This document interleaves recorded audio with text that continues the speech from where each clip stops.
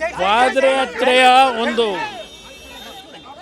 ಜನತೆಯ ಸ್ಪಂದನೆಯೊಂದಿಗೆ ಪ್ರಾರಂಭ ಆಗಿರ್ತಕ್ಕಂಥ ಪಾದಯಾತ್ರೆ ಇದು ಬಿಜೆಪಿ JDSನ ಕಾರ್ಯಕರ್ತರಷ್ಟೇ ಅಲ್ಲ, ಜನತೆಯ ಒಂದು ಸ್ವಪ್ರೇರಣೆಯಿಂದ ಈ ಸರ್ಕಾರದ ಹಲವಾರು ಅನೀತಿಗಳು ಅಕ್ರಮಗಳ ವಿರುದ್ಧ ಜನತೆ ಇವತ್ತು ಸ್ವಪ್ರೇರಣೆಯಿಂದ ಈ ಕಾರ್ಯಕ್ರಮದಲ್ಲಿ ಭಾಗವಹಿಸ್ತಾ ಇದ್ದಾರೆ.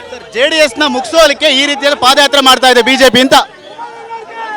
ಈಗ ಅದು ಕಾಂಗ್ರೆಸ್ನ ನಾಯಕರ ಅವರ ಪ್ರತಿಕ್ರಿಯೆ ಗಮನಿಸಿದ್ದೇನೆ.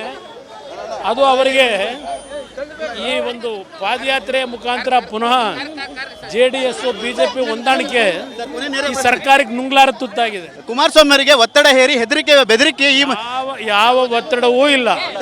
ಕುಮಾರಸ್ವಾಮಿನ ಯಾರೋ ಒತ್ತಡ ಮಾಡಿ ಇವತ್ತು ಇಂಥ ಒಂದು ರೀತಿಯಲ್ಲಿ ಏರ್ತಕ್ಕಂಥ ಕೆಲಸ ಯಾವ ಪಕ್ಷದಲ್ಲೂ ಮಾಡಕ್ ಸಾಧ್ಯ ಇಲ್ಲ. ಕಾರ್ಯಕರ್ತರಿಗೆ ಏನ್ ಹೇಳ್ತೀರಿ? ಯಾಕಂದ್ರೆ ನಿಮ್ಮ ಭಾಗದಲ್ಲಿ ನಡೀತಾ ಇರುವಂತ ಪಾದಯಾತ್ರೆ, ನಿಮ್ಮ ಕಾರ್ಯಕರ್ತರು ಮುಖಂಡರಿಗೆ ಏನ್ ಹೇಳ್ತೀರಿ? ಕಾರ್ಯಕರ್ತರಿಗೆ ಈ ಒಂದು ಜನಾಂದೋಲನದ ಕಾರ್ಯಕ್ರಮ ಬಿಜೆಪಿ JDS ನಡೀತಾ ಇದೆ, ಜನತೆಯನ್ನು ಜಾಗೃತಿಗೊಳಿಸ್ತಕ್ಕಂಥದ್ದು.